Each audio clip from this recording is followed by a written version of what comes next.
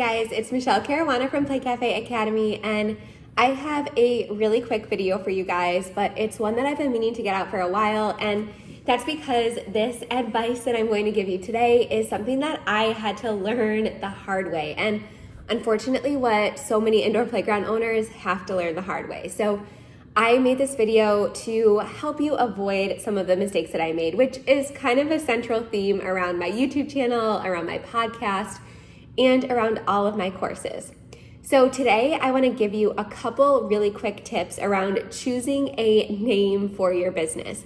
And this is something that I go over in more detail in my courses, but again, I've seen a lot of indoor playground owners, especially recently, make really critical and really expensive mistakes when it comes to naming. So I figured in this video I would give you 4 quick tips all about how to choose a suitable name for your business. So tip number 1 is going to be to make sure that it is aligned with your business vision, with the style of play that you're offering, and just with your overall business mission statement, your values, your area, all that good stuff. So to give you a little background, and this is really the one that I had to learn the hard way. So when we were first getting opened, or when we were first really writing our business plan, my husband and I was in the shower one day, and it's TMI, but I was trying to find a phrase or a set of words or something like that that had a really cool alliteration or had a really cool ring to it. And I thought of climbing vines because originally I was actually thinking of having a large climbing structure. And I also was really passionate about adding an educational element to my Play Cafe. So I think the first mission statement or the why statement that I ever wrote for my business had something like, where we help kids grow like vines all the way to the sky, or something like that. And that was several months before we opened our business. It was before we ever signed our lease. It was before I really put deep thought into what we would be able to afford, what our area needed, what I really envisioned for my play space. At the time, I had like a 3-month-old infant. So I had no idea what the difference between gross motor and fine motor play was, or imaginative play. So I really just chose the name because I was so excited.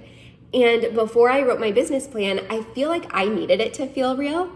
And in order to make it feel real, I felt like I needed a business name. And I feel like I needed a logo immediately to give me that motivation to get to that next step in my business planning. Because at the time I had a 3-month-old who was doing not well at daycare whatsoever. And I was working a corporate job. And again, I just needed that push to really help myself make this dream a reality. And for me, for whatever reason, I wish I could go back and, give myself a little talking to. And I wish I would have told myself that you can make real plans. Sorry, my dog is like walking around in the background if you can hear the nails on the floor. But I wish I could tell myself that your business plans can move forward and your business plans can be real, even if you don't have a name or a logo yet. And so it turns out we ended up not purchasing a large climbing structure because right before we opened, another indoor playground actually opened just a few miles from us, and they were very gross motor focused. So they had no imaginative play whatsoever. So we decided that in order to differentiate ourselves and really stand out against this new competitor, which again, I thought was extremely crucial for our success at the time. Spoiler alert, it wasn't. But I felt like we needed to shift and we needed to switch to more imaginative play. And I also decided that because education and classes just wasn't my strength, and also so many people in our area were offering it, I just felt like I really wanted to shift into more imaginative play. But being as stubborn as I am, I just decided to keep the name and logo. And this caused a lot of confusion, both with my team members, with our customers, with other business owners. It was honestly a nightmare. I can't tell you how many times people would walk into our facility sight unseen. So even though we had thousands of pictures on social media, on our website, I can't tell you how many times a day people would walk into our playground and rightfully so be confused. And they're like, where's the climbing? You literally have climbing in your business name. And to this day, it's one of my biggest regrets in the business planning process But again, I incorrectly assumed that nothing was real or nothing could move forward before I decided on a business name and hired somebody on Fiverr to create a logo. Like, I needed that mentally for whatever reason to move forward. And I wish that I would have just waited. So my advice is to wait until you complete your business plan, because you might start planning your concept and then 2 years later, when you're actually getting ready to sign the lease, you might have a different competitive landscape. Your life might have changed. Your preferences might have changed. Or maybe you just can't afford a very large climbing structure. They are upwards of $50,000, $60,000, $70,000, $80,000. And again, for us, it was more about what our area needed, but all of that can change. So my advice in this tip is to make sure that your name is aligned with your business vision and your style of play. And if that means waiting until further down the planning process, then so be it, because it's going to cause you a lot less confusion. And I even had a few older women stumble into our facility being like, Climbing Vines, I thought this was a winery, or I thought this was a brewery. And that was not uncommon. And I don't blame them. Nobody should, need to go through thousands of pictures before they get an idea of what a facility is. But it was my fault as a business owner that I just got too excited and I did not align my name with my business vision or style or anything like that. So that's tip number one. Tip number two is just keep it simple. So a lot of people come up with these really clever and these really catchy names, but then people end up misspelling them. So they're not able to locate their website. And we have zero attention span in 2022. So I know that if I type in a business's website a couple times and I'm not able to find it, I'm going to move on and I'm going to forget about it. And I'm just going to get frustrated. And that's going to start my relationship off with that business on the wrong foot. And I'm probably not going to complete whatever action I was intending to. So keep it very simple, make it easy to pronounce, make it easy to spell, and make it easy for children to pronounce. I can't tell you how many children struggled to pronounce Climbing Vines. My son, even all the way up when we closed, he was 5 years old, or when we sold the business, and he was 5 years old and he was still saying Climbing Vines, which was actually the name of a brewery. So even at 5 years old, he was still really struggling to pronounce our business name. So make it simple, easy to spell, make it easy to remember, and make sure kids can pronounce it. All right, I had to do a little venue change. If you heard my son's iPad starting to blare in the background, I apologize.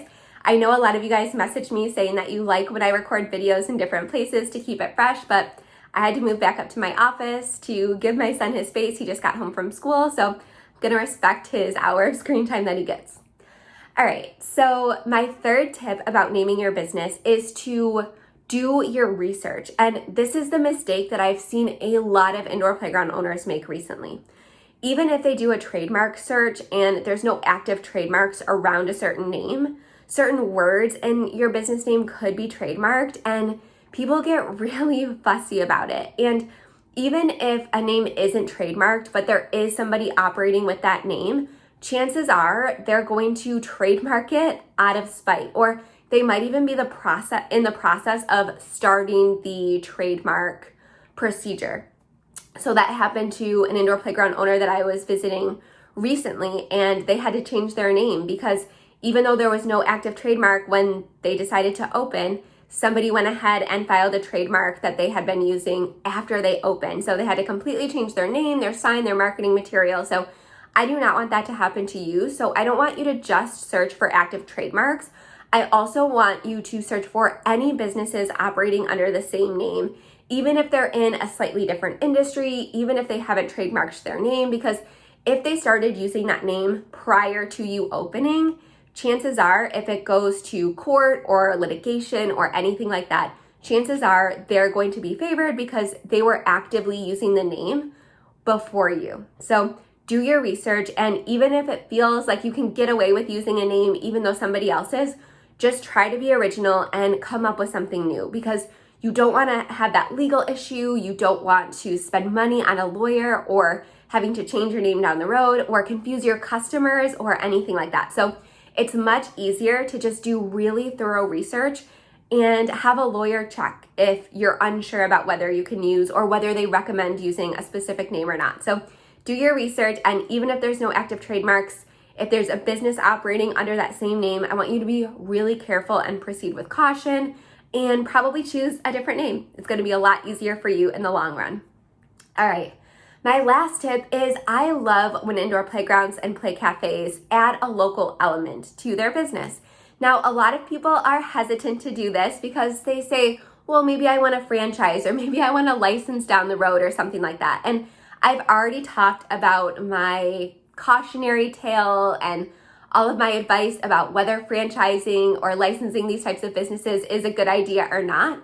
But I promise you, adding a local element is going to really enhance the community aspect that your customers feel when they visit your space. Even if somebody is a tourist in the area, I think it's really cool to add that local element. So a great example is there's a play space by us called Little Buffalo. And I think it's so cute that they added the Little Buffalo name. And it makes me excited to visit there because people that are from Buffalo typically love Buffalo. And I also love that they've incorporated the Buffalo logo and little buffaloes all over their space just to really be extra unique because no other play space in the country has that same theme. So I think it's really cool that they added that local element, and it also enhances their search engine optimization on their website. So search engine optimization is not necessarily a reason or a primary reason to add a local element to your name like Little Buffalo or Buffalo Play Cafe or Play Buffalo or something like that, but it is just one extra reason onto the other more important list of reasons. You can enhance your search engine optimization much easier ways or other ways, but I just think it's really cool to add something local to your indoor playground. And I think it makes them really stand out and it allows them to create that really unique theme. And when somebody types in Play Cafe Buffalo or Play Space Buffalo, they're probably going to populate first. And that might lead to an increase in customers, an increase in sales, and it's also going to reduce the amount of money that they're going to need to spend on advertising because they have Buffalo in their name. So that already puts them, like I said, at an advantage when it comes to searches, when it comes to having people remember the name and things like that. So just to wrap up this video, my 4 tips about choosing a name for your indoor playground business is number 1, make sure that it is aligned with your type of play, your business vision, your aesthetics, all that good stuff. Number 2, make sure that it is really simple, that kids can pronounce, that it's easy to spell. And then number 3, make sure you do your research. And if somebody else is operating under that name, just do yourself a favor and choose a different one. And then number 4, it can be a really cool idea to add some sort of local element to your play cafe. So it doesn't necessarily have to be your city name, but another example is in Rochester. It's known as the Flower City. So a lot of restaurants, a lot of businesses, a lot of companies in that area will be called Flower City Print or Flower City Brewing or something like that. And it just, again, adds to the community aspect. It adds to that really cool local vibe, and it lets people know that they're supporting a local business, which after the pandemic, a lot of people actually seek out, and it's just going to make your customers feel a lot better spending their money with you, becoming members, booking their events with you, and all that good stuff. All right, I hope you guys enjoyed this video. Apologies for the little mid-video venue change, but let me know in the comments what you guys want to see next. I have been planning all of my video content around suggestions, so if you have a topic that you'd like me to cover, please reach out to me, comment on this video, and I'd be happy to provide you what you guys are looking for. Have a great day, guys. Don't forget to subscribe so you don't miss a video.